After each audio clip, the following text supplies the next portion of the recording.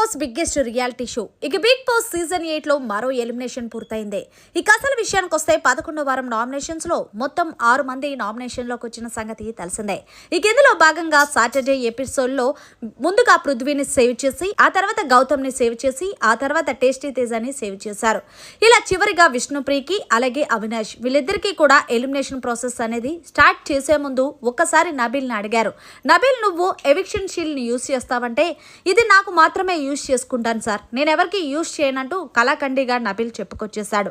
ఇక ఇందులో భాగంగా సరే మీరిద్దరు హౌస్ లో ఉన్న వాళ్ళకి బాయ్ చెప్పేసి గార్డెన్ ఏరియాలోకి వచ్చేయండి అని చెప్తే ఎట్టకేలకు విష్ణుప్రియని సేవ్ చేసి అవినాష్ ని ఎలిమినేషన్ చేశారు. ఒక విధంగా చెప్పాలి అంటే ఏమి హౌస్ లో ఆడకుండా ఉన్నది ఎవరైనా ఉన్నారు అంటే అది విష్ణుప్రియ అని కామెంట్స్ వినిపిస్తున్నాయి.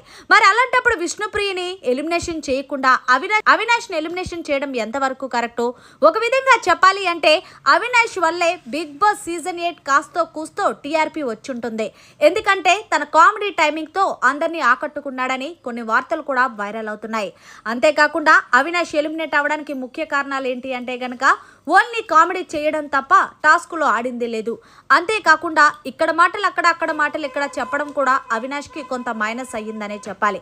మరి మొత్తానికి అవినాష్ ఎలిమినేషన్ ఫెయిర్ అనుకుంటున్నారా అన్ఫెయిర్ అనుకుంటున్నారా అనేది కామెంట్ సెక్షన్ లో తెలియజేయండి. మరిన్ని లేటెస్ట్ అప్డేట్స్ కోసం చూస్తూనే ఉండండి అవర్ ఛానల్.